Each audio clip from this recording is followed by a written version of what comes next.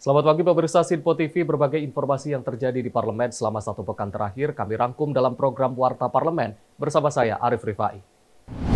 Badan Legislasi DPR sepakat Gubernur Jakarta dipilih rakyat melalui pilkada. Komisi 2 sebut ASN TNI Polri bisa isi jabatan pemerintah dengan batas-batas tertentu. Fraksi Demokrat tegaskan kritik pemilu boleh asalkan tidak bersifat fitnah. Dan inilah Warta Parlemen selengkapnya.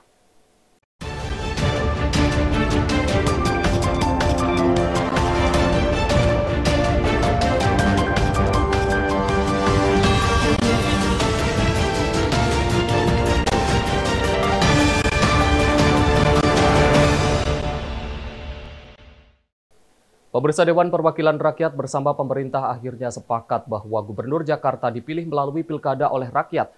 Hal ini untuk mengakomodir kepentingan semua pihak, menjaga stabilitas politik serta demi kesuksesan Provinsi Jakarta.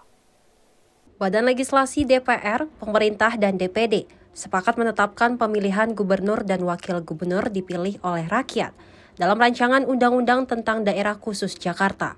Merespon itu, anggota Balik DPR dari fraksi Golkar Firman Subagio mengatakan, semua partai secara aklamasi memang setuju dengan usulan pemerintah bahwa Pilgub dipilih secara demokratis oleh rakyat dengan alasan efektif dan efisien. Firman kemudian mengusulkan Jakarta menjadi daerah yang memiliki otonomi khusus. Ia mendorong DPRD hingga wali kota juga dipilih secara langsung melalui pemilu. Menurutnya, partisipasi publik atau partai politik juga bisa memanfaatkan kedudukan tersebut. Kami dari fraksi Partai Golkar, alhamdulillah karena memang sejak awal kami dari fraksi Golkar itu kan mengusulkan dan menetapkan bahwa untuk pilkada gubernur itu agar secara demokratis dipilih langsung oleh rakyat, sehingga waktu itu kita tetap mengusulkan bahwa tidak setuju dengan adanya penunjukan langsung dari Presiden. Ini akan mendegradasi terhadap masalah demokrasi kita. Nah, alhamdulillah dari usulan fraksi Golkar dan juga waktu itu ada PKS juga, dan kemudian akhirnya semua aklamasi menyetujui, termasuk pemerintah sendiri menyetujui dengan adanya pemilihan secara langsung. Dari Jakarta, tim Sinpo TV melaporkan. Jelang persiapan Idul Fitri hingga Pilkada 2024, Komisi 1 DPR yang dipimpin oleh Wakil Ketua Teguh Rifki Harsha bersama Menkominfo Budi Ari menggelar rapat kerja mengenai peran kementerian dalam mengawal persiapan Pilkada damai hingga Idul Fitri 2024. Komisi 1 DPR bersama Menkominfo gelar rapat pembahasan persiapan mengawal pelayanan Idul Fitri 1445 Hijriah hingga persiapan Pilkada 2024 di Gedung DPR RI Selasa siang. Menteri Komunikasi dan Informatika Budi Ari menyampaikan akan melakukan diseminasi informasi publik berkolaborasi bersama media, serta memetakan sejumlah isu dalam menyukseskan pelayanan Hari Raya Idul Fitri. Mengenai Pilkada Damai 2024, beberapa bentuk kolaborasi dengan media diantaranya seperti penayangan digital campaign, sosialisasi melalui media luar ruang, dan mendirikan posko mudik kolaborasi. Selanjutnya, dalam upaya mensukseskan pelaksanaan Hari Raya Idul Fitri 2024, Kementerian Kominfo telah memetakan beberapa isu terkait Ramadan dan Idul Fitri, di mana beberapa itu tersebut meliputi penjagaan stok dan harga pangan, memastikan pemerataan energi, dan kesiapan infrastruktur, moda transportasi, serta jaringan komunikasi.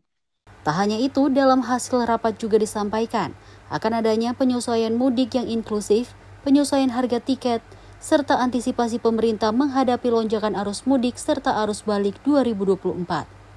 Semakin dekatnya Pilkada 2024, Kemenkominfo juga berkomitmen mengawal ruang digital agar tetap damai dan sehat melalui narasi Pilkada Damai 2024, terkhusus pemilih muda.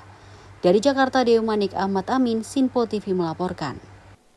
Anggota Komisi 1 DPR RI Dev Laksono mengatakan DPR ingin memastikan bahwa masyarakat mendapatkan informasi yang tepat khususnya berkaitan dengan masa mudik Lebaran 2024. Dirinya memastikan DPR dan juga pemerintah akan mensukseskan pelaksanaan ibadah puasa hingga Idul Fitri 2024. Komisi 1 DPR menggelar rapat bersama Kementerian Komunikasi dan Informatika untuk membahas pelayanan informasi Idul Fitri 1445 Hijriah dan persiapan Pilkada Serentak 2024.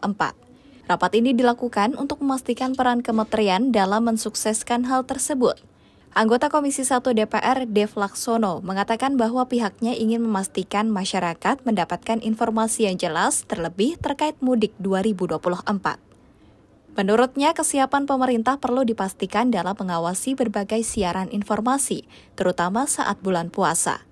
DPR dan pemerintah dipastikan akan menyukseskan pelaksanaan ibadah puasa dan Hari Raya Idul Fitri 2024. Dengan Kominfo, ya kita membahas tentang kesiapan untuk menghadapi Lebaran, baik apakah itu informasi yang disajikan kepada masyarakat, misalnya waktu jam buka puasa, terus juga konten-konten penyajian pada saat sahur, pada saat orang berpuasa, pada saat Lebaran, terus juga informasi kepada masyarakat yang akan mudik. Hal inilah yang dibutuhkan, memastikan bahwa jaringan itu benar-benar ada dan tersedia dan masyarakat mendapatkan informasi yang baik dan tepat. Dari Jakarta, Andi Rezaldi, Ahmad Amin, Sinpo TV melaporkan. Saat rapat bersama Komisi 1 DPR RI, Wakil Kepala BIN Letnan Jenderal Inyoman Cantiasa menjelaskan bahwa fokus utama BIN jelang Pilkada Serentak 2024 yakni menganalisa, mendeteksi hingga mencegah dini ancaman ataupun hambatan yang dapat terjadi. Pihaknya berharap persiapan yang dilakukan dapat membawa Pilkada tahun ini damai dan kondusif. Komisi 1 DPR RI melakukan rapat kerja dengan Badan Intelijen Negara atau BIN RI mengenai deteksi dini menghadapi Pilkada Serentak 2024 di Kompleks Parlemen Senayan, Jakarta pada Kamis 21 Maret 2024. Menurut Wakil Kepala BIN Letnan Jenderal Inyoman Cantiasa, yang perlu diwaspadai terkait Pilkada Serentak 2024 adalah penyelenggara pemilu yaitu KPU dan Bawaslu. Pihaknya mendorong agar Komisi 1 dapat melaksanakan kegiatan yang positif dan berkoordinasi dengan kementerian serta lembaga yang terkait guna menjaga situasi negara lebih kondusif. BIN juga berharap setiap stakeholder bersama-sama menciptakan dan menjaga kedamaian agar pesta demokrasi dapat berjalan dengan lancar. Nah, kalau Pilkada yang perlu diwaspadai adalah terkait dengan simpul daripada penyelenggara pemilu, KPU dan Bawaslu.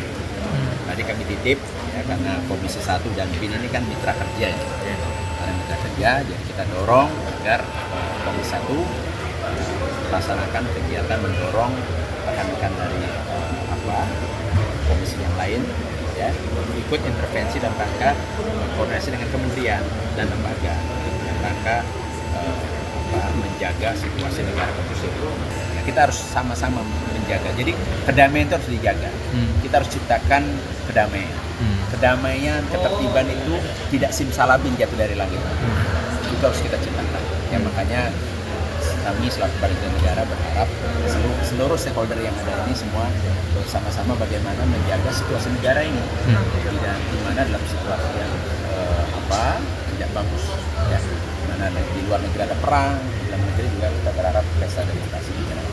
Dari Jakarta, Seli Siregar, Dava Rizkiano, Sinpo TV melaporkan. Pemirsa, Anda kembali menyaksikan Warta Parlemen. Ketua Komisi 2 DPR RI Ahmad Doli Kurnia menyampaikan bahwa dalam pengisian jabatan aparatur sipil negara atau ASN, TNI Polri mendapat batasan-batasan tertentu. Ahmad Doli pun memastikan bahwa perubahan Undang-Undang Nomor 5 Tahun 2023 tidak berbeda jauh dengan Undang-Undang Nomor 5 Tahun 2014. Ketua Komisi 2 DPR RI Ahmad Doli Kurnia menyebut perubahan Undang-Undang Nomor 20 Tahun 2023 tentang aparatur sipil negara tidak jauh berbeda dengan Undang-Undang Nomor 5 Tahun 2014. Sehingga menurutnya TNI Polri bisa masuk ke lingkungan ASN dengan batasan-batasan tertentu. Doli menjelaskan batasan tersebut berkaitan dengan tugas fungsi pokok di lembaga masing-masing dan pada level tertentu, seperti di eselon 1 kementerian dan pemerintah pusat, terkecuali pemerintah daerah. Sebenarnya kalau dalam perubahan undang-undang yang baru ini, Undang-Undang Nomor 20 Tahun 2023 ini, di soal terkait masalah peran TNI dan Polri itu tidak ada bedanya dengan Undang-Undang Nomor 5 tahun 2014 itu. Jadi sebenarnya tidak ada yang berubah. Jadi boleh TNI atau Polri itu bisa masuk ke lingkungan ASN dengan batas-batas tertentu. Jadi yang berkaitan dengan tugas fungsi pokoknya di lembaganya masing-masing dan kemudian pada level tertentu, jadi nggak semua, jadi cuma hanya eselon 1 dan di pemerintah pusat, jadi nggak boleh di semua lingkungan, apalagi di pemerintah daerah gitu. Jadi memang ada batas-batas tertentu. Karena apa? Karena memang ada di posisi-posisi di ASN itu yang memang memerlukan posisi bapak-bapak dan ibu-ibu dari TNI dan Polri, misalnya di lingkungan Kementerian Hukum dan HAM misalnya ya, kemudian di Kementerian Pertahanan dan Keamanan gitu. Jadi memang ada institusi-institusi atau kementerian-kementerian yang memang bisa membutuhkan fungsi mereka gitu. Dari Jakarta, tim Sinpo TV melaporkan. Kepala Staf TNI Angkatan Darat Jenderal Maruli Simanjuntak menyatakan bahwa mustahil bagi anggota TNI untuk menjadi tentara bayaran di luar negeri. Maruli menyebut bahwa pergerakan anggota TNI akan mudah dilacak, apalagi jika bepergian ke luar negeri untuk menjadi tentara bayaran. Hal ini disampaikan Maruli merespon kabar yang menyebut terdapat 10 orang warga negara Indonesia yang menjadi tentara bayaran di Ukraina. Ia mengatakan apabila informasi tersebut benar, 10 WNI itu dipastikan bukanlah anggota TNI. Beliau tegaskan bahwa akan ada hukuman bagi tentara yang ketahuan meninggalkan Indonesia tanpa pemberitahuan. Maruli mengatakan yang dimaksudkan bisa jadi adalah orang Indonesia yang sudah bergabung dengan militer Amerika dan baru menjadi tentara bayaran. Ia pun mengaku sudah mengecek kabar tersebut ke Kedutaan Besar Rusia di Indonesia dan memastikan tidak ada WNI yang menjadi tentara bayaran di Ukraina. Ya itu kan orang Indonesia kan sudah kemana-mana, ada yang jadi tentara di Amerika, ada yang jadi tentara di mana. Ya kita belum tahu nih sekarang orang ini tuh dari mana berangkatnya, kan gitu. Tapi memang WNI itu bisa secara belum bisa dibuktikan karena mereka yang bicara. Ya. TNI juga bisa menjadi ada tentu. Oh kalau kita nggak mungkin, kalau ada TNI pulang kampung aja ketahuan, apalagi ke sana. Mungkin dia jadi tentara sana, kita nggak tahu. Ya mungkin dulu backgroundnya dari sini, datanya ada, segala macam kemungkinan ada lah. Oh pasti kalau itu sih ya nggak mungkin. Kalau dari TNI pasti terorganisir lah berangkatnya, pakai tiket, pakai apa, kan pasti ketahuan. Dia bisa sih melawan ini, nggak ada perintah di luar. Tapi kalau udah berapa orang kemarin dibilang 10 orang ya? Dari masih ketahuan lah kalau di kita, kalau 10 orang nggak ada, ya. Kita kan apel pagi, belum. Itu baru berita dari sana. Iya, kita belum tahu data, belum tahu. Dari Jakarta, Seli Siregar, Dava Rizkiano, Sinpo TV melaporkan. Usai menghadiri rapat bersama Komisi 1, Panglima TNI Jenderal Agus Subianto memaparkan kesiapan pihaknya jelang Idul Fitri 2024, yakni melakukan pemantauan harga bahan pokok di beberapa wilayah. Ia menyebut pihaknya akan berusaha menjaga stabilitas harga sesuai standar pemerintah. Panglima TNI Jenderal TNI Agus Subianto menyampaikan bahwa TNI turut memperhatikan masalah stabilitas harga bahan pokok, khususnya menjelang Hari Raya Idul Fitri 1445 Hijriah. Agus membeberkan ada sejumlah upaya yang dilakukan TNI untuk memastikan harga bahan pokok tetap stabil. Salah satunya meningkatkan produksi komoditas pertanian dengan memanfaatkan lahan kosong milik TNI untuk penanaman bahan makanan utama masyarakat. Tak hanya itu, program ini menjadi kesepahaman pendampingan percepatan tanam yang dilakukan TNI di beberapa daerah. Untuk menghadapi Idul Fitri, kita juga melakukan memantau harga bahan pokok supaya kesediaan bahan pokok di wilayah-wilayah tetap harganya tetap terjaga. Memang harga di tiap-tiap wilayah itu berbeda-beda. Standarnya sudah ditentukan oleh pemerintah dan kita menjaga standar seperti itu. Kemudian mitigasi untuk menjaga stabilitas harga bahan pokok dari Pangkotama sudah membuat langkah-langkah misalnya pemanfaatan lahan tidur yang ada di wilayah-wilayah tersebut. Dari Jakarta, Seli Siregar, Dava Rizkiano, Sinpo TV melaporkan. Pasangan Capres-Cawapres nomor urut 2 Prabowo Subianto dan juga Gibran Rakabuming Raka dinyatakan unggul dalam pemilu 2024. Atas hasil ini, tim kampanye nasional Prabowo Gibran memberikan ucapan terima kasih kepada masyarakat yang telah berpartisipasi mensukseskan pemilu 2024. Komisi Pemilihan Umum menetapkan hasil pemilu 2024 pada Rabu 20 Maret 2024. Hal ini sesuai dengan peraturan KPU nomor 3 tahun 2022 bahwa rekapitulasi suara nasional pemilu 2024 dijadwalkan berlangsung pada 15 Februari hingga 20 Maret 2024 atau maksimal 35 hari sejak hari pemungutan suara pada 14 Februari 2024. Hingga saat ini, pasangan nomor urut 2 Prabowo Subianto dan Gibran Rakabuming Raka masih unggul jauh dibandingkan dua pasangan kandidat lainnya, yakni Anies Imin serta Ganjar Mahfud.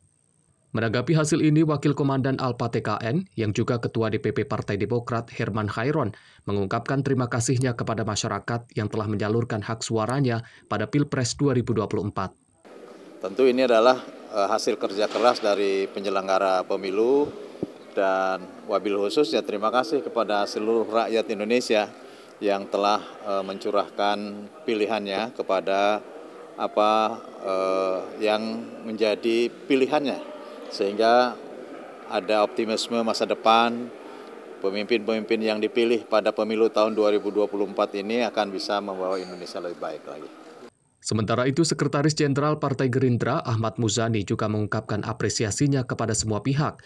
Dirinya juga menyebut bahwa pemilu 2024 merupakan pemilu yang paling kondusif dan paling enjoy. Kami bersyukur akhirnya 35 hari yang ditetapkan oleh KPU sejak pelaksanaan pemilihan umum 2024 tanggal 14 Februari 2024 sampai juga pada hari ini. Dan alhamdulillah suasana pemilihan umum 14 Februari berlangsung dengan baik, partisipasi juga cukup besar, kemudian suasananya juga suasana dalam kondisi yang menyenangkan. Menurut kami ini adalah pemilu yang paling enjoy, paling mengembirakan, dan paling kondusif. Ahmad Muzani juga menambahkan bahwa meski sempat diwarnai protes selama proses pemilu, terutama berkaitan dengan isu netralitas dan kejujuran, namun nyatanya segala tuduhan tersebut tidak bisa dibuktikan kebenarannya. Dari Jakarta, Arif Rifai, Dava Rizkiano, Sinpo TV melaporkan. Pemirsa, Anda kembali menyaksikan Warta Parlemen. Anggota DPR fraksi Partai Demokrat Herman Khairon menyebut bahwa pelaksanaan pemilu 2024 ini sangat diperbolehkan untuk mengkritisi, namun harus sesuai dengan fakta dan bukan bersifat fitnah. Hal tersebut disampaikan Herman saat diskusi dialektika demokrasi dengan tema bertajuk merajut kembali kebersamaan membangun negeri usai pemilu 2024 di Kompleks Parlemen Senayan, Jakarta pada 14 Maret 2024. Anggota DPR fraksi Demokrat Herman Khairon mengatakan, kritik dan koreksi sah untuk dilakukan dan hal yang wajar.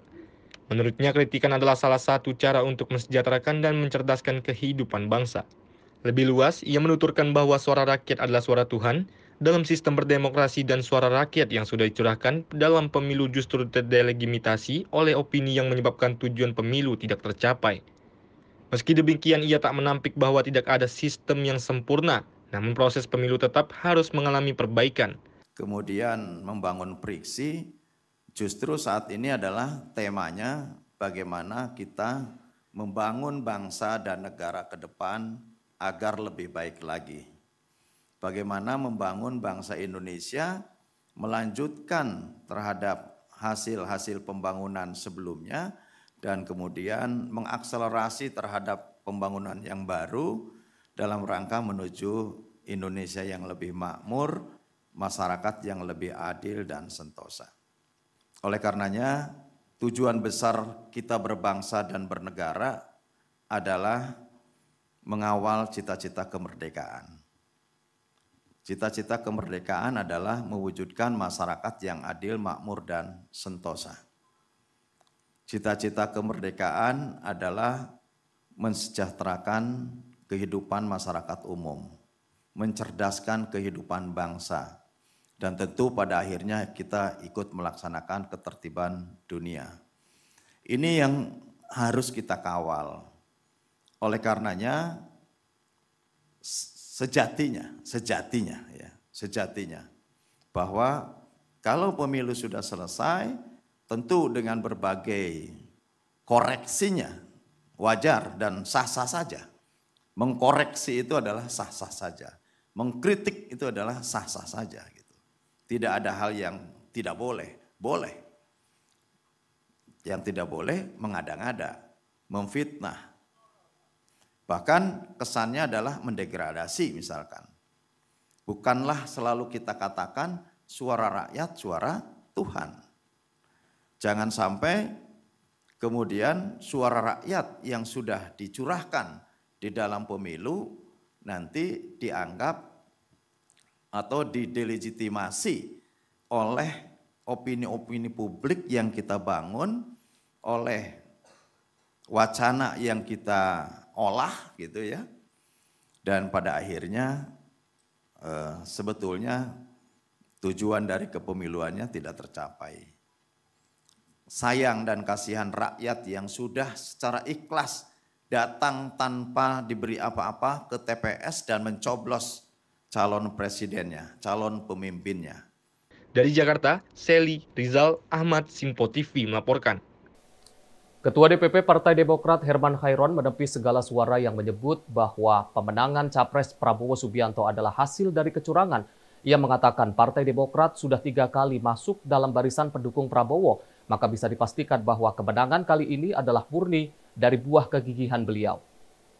Ketua DPP Partai Demokrat Herman Khairon memastikan bahwa kemenangan paslon nomor urut 2, Prabowo Subianto dan Gibran Rakabuming Raka di Pilpres 2024 diraih secara murni tanpa kecurangan.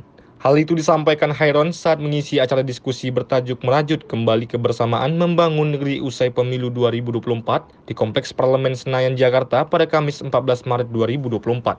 Khairon mengatakan keyakinan itu ada karena dirinya sudah membuktikan langsung kepada masyarakat di lapangan. Ia menyebut banyak masyarakat yang merasa simpati dan memilih Prabowo Gibran. Menurutnya banyaknya alasan masyarakat tersebut juga menjadi bukti bahwa kemenangan Prabowo Gibran diraih secara murni tanpa kecurangan.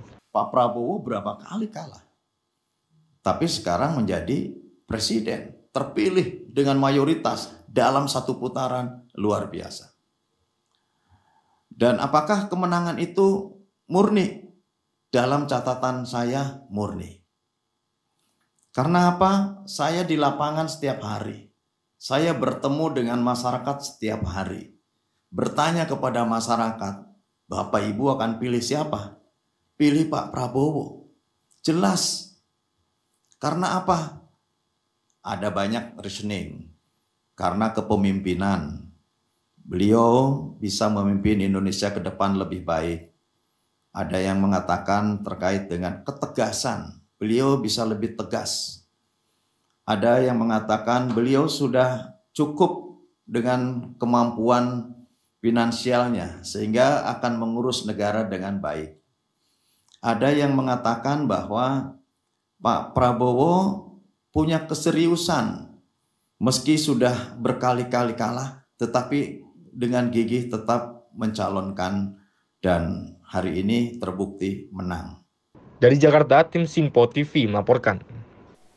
Sementara itu, Partai Gerindra terus membuka komunikasi dengan partai pengusung pasangan Capres-Cawapres nomor urut 1 dan juga 3. Hal ini dilakukan untuk menciptakan situasi kondusif pasca pemilihan presiden. Sekretaris Jenderal Partai Gerindra Ahmad Muzani mengaku telah membuka komunikasi dengan partai pengusung pasangan Capres-Cawapres nomor urut 1 dan 3. Sejak pasangan Prabowo Gibran unggul suara dalam hitung cepat atau quick count KPU. Bahkan Muzani mengakui bahwa komunikasi antara Gerindra dan petinggi partai pengusung Capres-Cawapres nomor urut 1 dan 3 berjalan dengan baik, bak gayung bersambut. Artinya kita bisa duduk bersama untuk membicarakan tentang masa depan bangsa, masa depan demokrasi, masa depan pemerintahan, bagaimana misalnya bangsa dan negara ini tetap dalam persatuan, kebersamaan, dan suasana demokrasi yang harus kita jaga. Di Senayan harus kita jaga kebersamaannya, kemudian pemerintahan ini harus efektif menjalankan kekuasaannya dari mandat rakyat, dan seterusnya. Dan itu mendapatkan pemahaman yang sama dalam pemikiran-pemikiran partai-partai itu. Ahmad Muzani menambahkan pihaknya akan terus menjalin komunikasi dengan partai-partai lain untuk menciptakan situasi yang kondusif pasca pemilihan presiden. Sebagai informasi, pasangan Capres-Cawapres nomor urut 1 diusung oleh 3 partai parlemen, yakni Partai Nasdem, PKB, serta PKS. Sementara pasangan nomor urut 3 diusung oleh 2 partai parlemen, yakni PDI Perjuangan dan P3. Prabowo Gibran menjadi pasangan dengan jumlah partai parlemen pengusung terbanyak dengan 4 partai parlemen, yakni Gerindra, Golkar, PAN, serta Partai Demokrat. Dari Jakarta, Arif Rifai, Dava Rizkiano, Sinpo TV melaporkan. Politikus fraksi Partai Gerindra Kamrus Samad menyebut bahwa Partai Nasdem memiliki peluang besar untuk bergabung bersama dalam koalisi Indonesia Maju. Hal ini karena menurutnya Nasdem memiliki tujuan yang sama dengan Prabowo Subianto, yakni mengedepankan persatuan dan kesatuan. Politikus fraksi Gerindra Kamrus Samad merespon ucapan Ketua Umum Partai Nasdem Surya Paloh yang disampaikan usai KPU umumkan hasil rekapitulasi Pilpres 2024. Ia menilai bahwa Partai Gerindra sejak dulu telah menjalin kerjasama dengan partai politik lainnya. Ini menunjukkan bahwa jiwa berbesar hati ada pada Prabowo Subianto. Lebih lanjut, Partai Gerindra tidak menutup peluang kemungkinan jika nantinya Partai Nasdem akan bergabung dengan koalisi Indonesia Maju. Karena menurutnya Prabowo selalu menjunjung kesatuan dan persatuan demi kemajuan bangsa Indonesia. Ia berharap siapapun partai politik yang akan bergabung di pemerintahan baru dapat menemukan titik temu untuk mengedepankan kepentingan nasionalisme.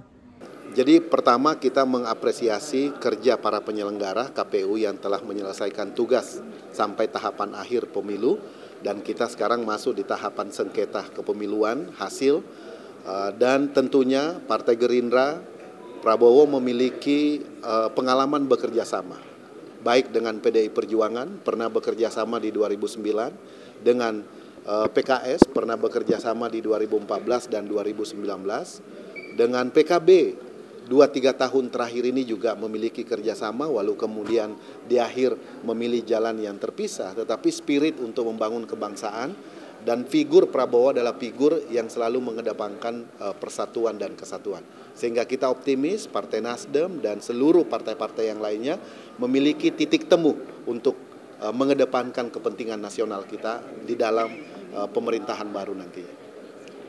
Dari Jakarta, Seli Siregar, Dava Rizkiano, Simpo TV melaporkan. Pemirsa, informasi tadi sekaligus menutup Warta Parlemen edisi kali ini. Terus perbarui informasi Anda melalui program-program berita teraktual di Simpo TV. Saya Arif Rifai mewakili seluruh kru yang bertugas mengucapkan terima kasih. Sampai jumpa.